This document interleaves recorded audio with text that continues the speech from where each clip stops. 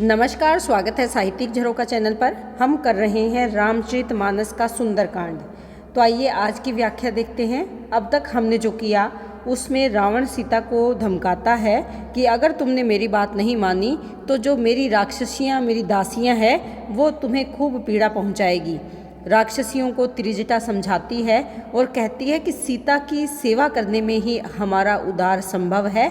उसके बाद राक्षसियों की क्या प्रतिक्रिया होती है तो जाइए आज देखते हैं। जह तह गई सकल तब सीता कर मन सोच। जह तह यानी यहाँ वहाँ, गई चली गई, सकल यानी सारी।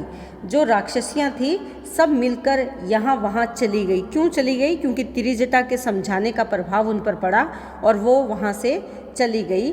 तब सीता कर मन सोच। तब सीता क्या करने लगी? मन में विचार करने लगी। मास दिवस बीते मोही। मास यानी महीना और दिन बीत जाने पर मोही मारही निश्चर पोच, कि जो मोही यानी मुझे मार ही मार देगा। निशिचर, निशिचर यानी राक्षस। राक्षस यहाँ पर कौन है? रावण। कि वो निश्चय ही मुझे मार देगा, क्योंकि उसने कहा था कि अगर 1 महीना बीत जाएगा और तुम मेरी बात नहीं मानोगी तो मैं तुम्हारी जो गर्दन है वो धड़ से अलग कर दूंगा।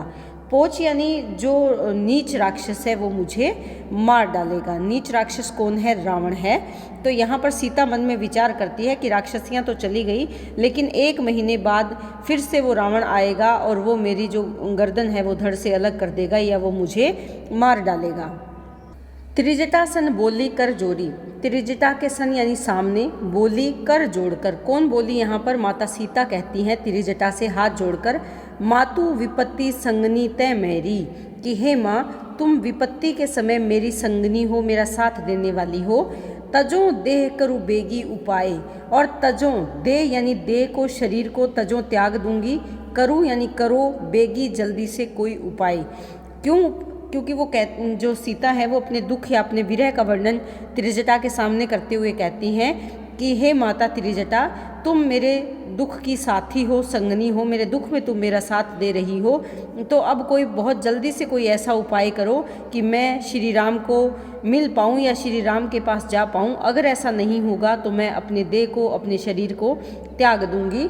10वां विरहूँ अब नहीं सही जाए, कि अब जो विरह है, जो दुख है, वो 10वां विरहूँ, कि दुख का जो विरह है अब मुझसे नहीं सहा जा रहा। अर्थात अब मैं इस दुख को और सहन नहीं कर पा रही हूँ। राम से जो विरह या वियोग का क्षण है वो मैं अब सहन नहीं कर सकती। इसीलिए वो त्रिजटा से प्रार्थना करती हैं कि हे माता आप कुछ उपाय करो जिससे कि मेरे इस विरह के दुख को समाप्त किया जा सके। आनी काठ रचु चिता बनाई। और माता सीता त्रिजटा से कहती हैं कि हे माँ त्रिजटा, तुम काठ, काठ का मतलब यहाँ क्या है? जल्दी से लकड़ियों को ले आ। काठ का मतलब लकड़ी है। रचु, और उनसे किसकी रचना करो? चिता की रचना करो, चिता बनाओ। मातु अनल पुनि देही लगाई। और हे माँ उसमें अनल यानी अग्नि, फिर तुम उसमें अग्नि लगा देना। चिता बनाकर मुझको जलाने के लिए जल्दी से उसमें आग लगा देना। सत्य करही मम प्रीति सयानी। तुम समझदार हो हे सयानी, सत्य करो मेरा जो प्रेम का भाव है राम के प्रति उसे तुम सत्य कर दो कि मैं राम के बिना जीवित नहीं रह सकती। राम से ही मेरा अस्तित्व है। तुम मेरे इस बात को सत्य कर दो और मेरी देह को चिता में समर्पित कर दो। सुने को श्रवण सूल सम बाणी। सुने को, कौन सुने? कानों से। शूल के सम यानी समान वाणी। रावण की जो वाणी है वो कैसी है? शूल के समान है। और उसके महाभयानक वचन अब कौन सुने? तो यहाँ माता सीता अपने दुख को अभिव्यक्त कर रही है कि मैं रावण की कठोर वाणी को और ज़्यादा नहीं सुन सकती। इसका उपाय यही है कि तुम लकड़ी लाओ और चिता बनाकर उसमें मुझे समर्पित कर दो। और इससे क्या होगा कि मेरी जो वाणी है वो भी सत्य हो जाएगी कि मैं राम के बिना जीवित नहीं रह सकती। मेरा ये वचन, मेरी ये वाणी भी सत्य हो जाएगी और मैं अब राम के कठोर वचन भी नहीं सुनना चाहती। रावण के कठोर वचन भी, यहाँ ध्यान दें, रावण के जो शूल के समान कठोर वचन है या वाणी है वो मैं अब नहीं सुनना चाहती। सुनत वचन पद गही समुझाइए सी। सुनकर वचन किसके? सीता के। वचन किसके थे? सीता के। सुन कौन रहा था यहाँ पर? जो त्रिजटा है वो सुन रही थी कि सीता के वचन जब त्रिजटा ने सुने तो पद गही, उसके चरण पकड़ लिए और उसे समझाने का प्रयास करने लगी। प्रभु प्रताप बल सूजसु सुनाइए सी। और तब प्रभु यानी राम का प्रताप, राम के यश, बल और उसका जो सुयश है उसके बारे में उसका गुणगान उसको सुनाने लगी और कहने लगी, निसी ने अनल मिल सुनु सुकुमारी। हे सुकुमारी मेरी बात सुनो कि रात्रि के समय अग्नि नहीं मिल सकती। कि रात्रि के समय तुम कहती हो कि मुझे जला दो, तो रात्रि के समय अग्नि प्राप्त नहीं हो सकती, क्योंकि ये समय कौन सा है, रात का समय है। अस कही, ऐसा कहकर सो निज भवन सिधारी, सिधारने का मतलब होता है चली गई। ऐसा कहकर वो निज यानी अपने भवन को चली गई। कौन चली गई यहाँ पर, जो त्रिजटा है वो अपने भवन में चली जाती है। कह सीता विधि भा प्रतिकूला, त्रिजटा के जाने पर सीता वहाँ अकेली बैठी हैं और वो क्या कहती हैं कि विधि, विधि यानी विधाता, भा हो गया है, प्रतिकूल यानी विपरीत। वो कहने लगी कि मेरा तो ईश्वर ही मुझसे विपरीत हो गया है, मुझसे मुख मोड़ लिया है। ही मिली न पावक मिटी ही न सूला, कि अब ना तो पावक यानी अग्नि मिल पा रही है और ना ही मिट रहा है शूल यानी हृदय का जो दुख है, वो पीड़ा अब खत्म नहीं हो रही है। कि अब न तो अग्नि मिल रही है और न ही कोई किसी प्रकार से मेरा जो दुख है वो मिट पा रहा है। देखिए तो प्रकट गगन अंगारा, अंगारे का मतलब यहाँ पर क्या है, जो तारे हैं। कहाँ पर हैं तारे, आसमान में जो तारे हैं उनको देखिए, देखती है और उनको देखकर सोचती है कि इस गगन यानी आसमान में भी तो कितने ही तारे प्रकट दिखाई दे रहे हैं जो अंगारे के समान है। अवनी न आवत, अवनी यानी धरती पर, न नहीं आवत आते, एकौ तारा, परंतु पृथ्वी पर इनमें से एक भी तारा क्यों नहीं आता है, ऐसा उसके मन में विचार चलता है। क्योंकि इस समय सीता के मन में ये भाव आ रहा है कि वो अपने जीवन को समाप्त कर दे और समाप्त करने के लिए वो चिता बनाना चाहती है, उस पर बैठकर जल जाना चाहती है, अपने देह को समाप्त कर देना चाहती है। लेकिन रात्रि के समय उसे कहीं भी अग्नि नहीं मिल रही। ऐसे में वो तारों को देखकर मन में विचार करती है कि आसमान में भी तो कितने अंगारे हैं, लेकिन इनमें से एक भी अंगारा जो तारे के रूप में है वो नीचे नहीं आता या धरती पर नहीं आता। पावक में शशि स्रवत न आगी, पावक में यानी अग्नि में कौन दिखाई दे रहा है, शशि यानी जो चंद्रमा है। स्रवत न आगी, लेकिन वो भी अपनी आग को नहीं बरसा रहा है।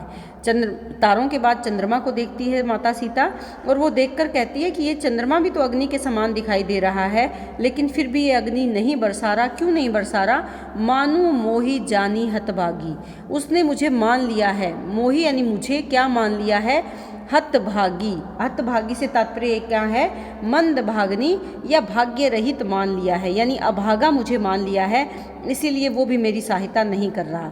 सुनी विनमय मम विटप अशोका, अशोका क्या है, देखिए अशोक वाटिका है, अशोक के वृक्ष हैं, अशोक जो वृक्ष का नाम है।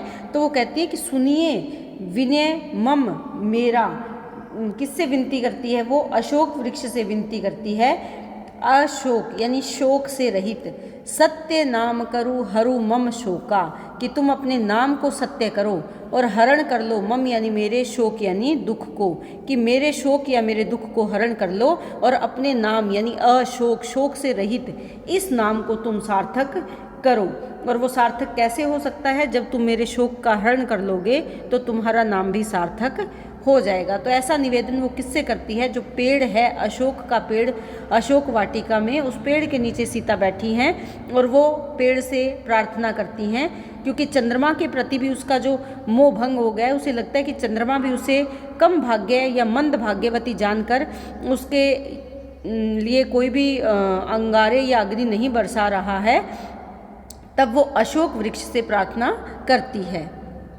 नूतन किसलिए अनल समाना, अशोक वृक्ष के जो नए नए किसलिए यानी जो पत्ते हैं, वो पत्ते कैसे हैं, अनल यानी अग्नि के समान है। क्योंकि जब पेड़ पर नए पत्ते आते हैं तो वो लालिमा लिए होते हैं, तो सीता को वो नए आने वाले अशोक के पत्ते भी कैसे लगते हैं, अग्नि के समान लगते हैं। देही अग्नि जनि कर ही निदाना, वो कहती है कि तुम अपनी अग्नि मुझे दे दो और करो निदान, किसका, मेरे दुख का, कि तुम मुझको अग्नि देकर मुझे शांत करो और मेरे दुख का निदान करो।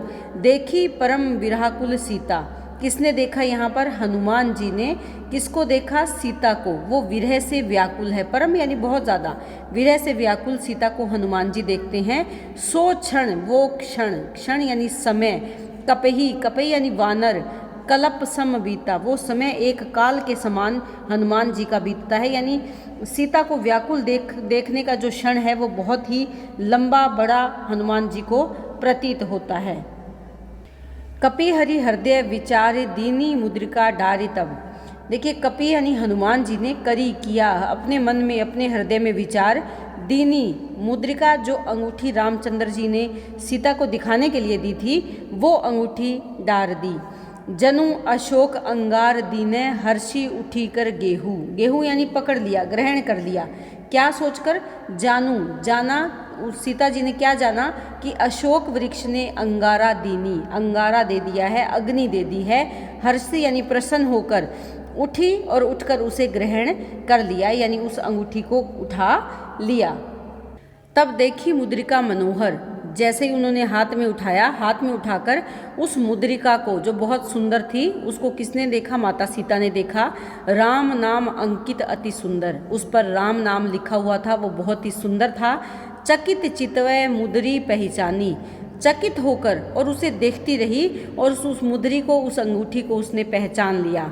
हर्ष विषाद हृदय अकुलानी, हर्ष यानी खुशी और विषाद यानी दुख, दोनों ही भाव एक साथ हो रहे थे।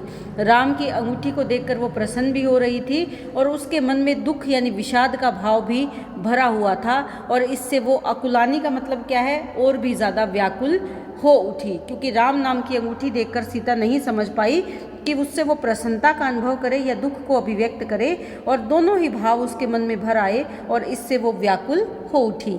उस मुद्रिका को देखकर सीता मन में विचार करती है कि ये मुद्रिका यहाँ कैसे आई। जीती को सकई अजय रघुराई, कि जीती, जीत को यानी कौन सकई सकता है, अजय जो कभी पराजित ही नहीं हो सकता, ऐसे रघुराई को, ऐसे राम को, कि राम तो किसी से पराजित ही नहीं हो सकते। फिर ये मुद्रिका कहाँ से आ गई? उनको जीत कर ही इस मुद्रिका को प्राप्त किया जा सकता था, तो ये मुद्रिका कहाँ से आ गई? ऐसा कौन है जिसने रघुराई को जीत लिया हो? माया ते असी रची नहीं जाई, और माया ते असी यानी ऐसी बनाई नहीं जा सकती। और अगर मैं ये सोचूं कि माया से उत्पन्न है, क्योंकि लंका मायावी है, तो ऐसा भी संभव नहीं है। सीता मन विचार कर नाना, नाना यानी अलग अलग, अनेक प्रकार के विचार सीता के मन में आते हैं। मधुर वचन बोले हनुमाना, और सीता को विचलित देखकर मीठे वचन में हनुमान जी बोल उठते हैं, क्योंकि सीता के मन में ये विचार आ रहा था कि ये तो राम की मुद्रिका है, यहाँ कैसे आ सकती है?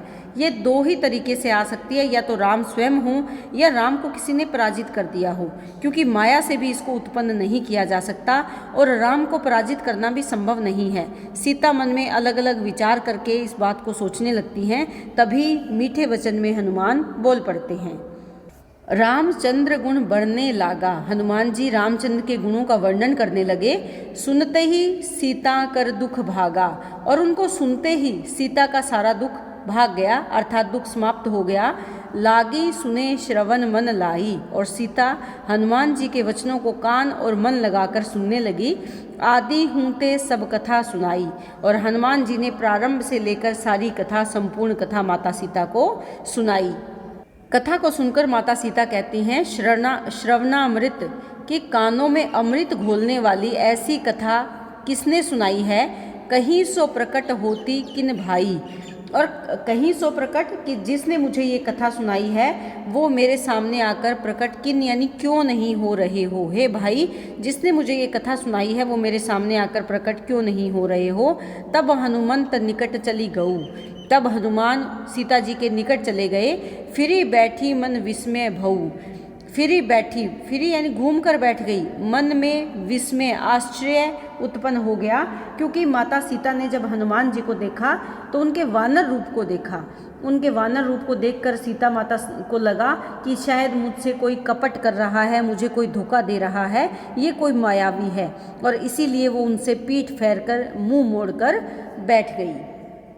रामदूत मैं मातु जानकी। तब हनुमान जी क्या कहते हैं कि हे माता जानकी, मैं तो राम का दूत हूँ। सत्य शपथ कि मैं शपथ लेता हूँ, मैं सत्य कह रहा हूँ। करुणा निधान की, और मैं शपथ किसका ले रहा हूँ? करुणा के निधान या सागर कौन है? मैं श्री राम की शपथ लेकर कहता हूँ कि मैं राम का दूत हूँ। यह मुद्रिका मातु मैं आनी, कि ये हे माता, ये मुद्रिका मैं लेकर आया हूँ। दीनी राम, और दी मुझे किसने थी? राम ने। तुम्हें कह सही दानी, सही दानी यानी निशानी तुम्हें देने के लिए राम जी ने मुझे ये दी थी। और ये अंगूठी, ये मुद्रिका मैं आपके लिए राम जी की निशानी, रामचंद्र की निशानी के रूप में लेकर आया हूँ। सीता जी पूछती है, नर वानरही संग कहूँ कैसे? सीता जी कहती हैं कि नर यानी मानव और वानर का साथ कैसे हुआ? संग यानी साथ, कहूँ कैसे कि मानव और वानर साथ कैसे आए? कही कथा भई संगति जैसे। कही, कही यानी किसने कहा? हनुमान जी ने। क्या कहा? कथा कही। कौन सी कथा? भई यानी हुई, संगति साथ जैसे, कि जैसे राम जी हनुमान जी से मिले, वो सारी कथा, वो सारी घटना हनुमान जी ने किसको सुनाई? माता सीता को सुनाई। तो आज सुंदरकांड का जो प्रसंग हमने देखा, उसमें माता सीता और हनुमान दोनों की आपसी बातचीत है, दोनों का मिलन है। माता सीता से हनुमान जी मिलन करते हैं, मिलते हैं उनसे, उनको रामचंद्र की मुद्रिका देते हैं और सीता के दुख को दूर करने का प्रयास करते हैं। तो यहाँ पर किस प्रकार हनुमान माता सीता को बताते हैं कि रामचंद्र के साथ उनकी भेंट कैसे हुई और किस प्रकार वो राम जी से उनकी निशानी लेकर माता के पास पहुँचे हैं, ये सारी कथा हनुमान जी माता सीता को बताते हैं। उम्मीद करती हूँ कि आपको बहुत अच्छे से समझ में आ रहा होगा। बहुत बहुत धन्यवाद। इसी तरह चैनल से जुड़े रहें, लाइक शेयर सब्सक्राइब ज़रूर करें।